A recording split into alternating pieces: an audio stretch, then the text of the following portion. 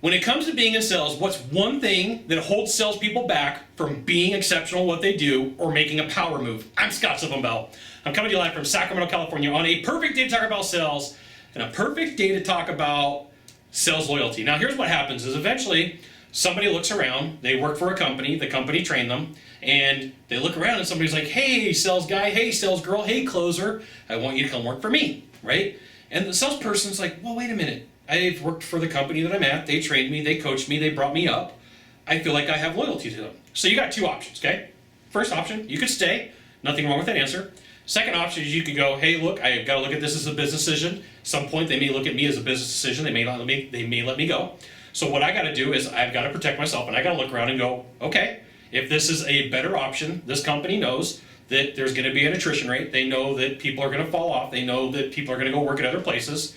And if it's going to be a betterment of my life, it's going to be a betterment of my income, and it's a good company, and they got a good product, chances are pretty good. It's time to go. But this thing about loyalty sometimes really screws salespeople up, and they're like, I think in my mind I'm doing the right thing because I'm being loyal to a company that trained me, a company that took care of me. And hey, look, there's nothing wrong with that. Unless it's holding you back from progressing, unless it's holding you back from being a better salesperson somewhere else, maybe in a different industry, maybe selling the same product. But companies know. It doesn't matter what product you sell, it doesn't matter which gadget you sell, what Wizmo, which item, whiz-bang thing that you do. Companies know that there's going to be this guy comes, this guy goes, this guy stays, this guy leaves. It happens. Part of the world of business. You got to know that sometimes the loyalty in the back of your head stops you from progressing, stops you from getting a better deal. And you know, emotionally, sometimes you got to just remove the emotions from it and go, logically speaking, is this a better deal for me? What is the upside?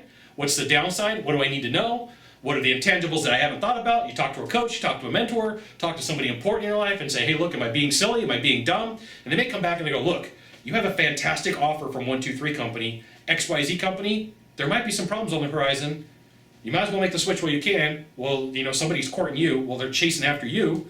See what you can get. It might be that they offer you more money. Could be like something in my case where I'd want more vacation time, right?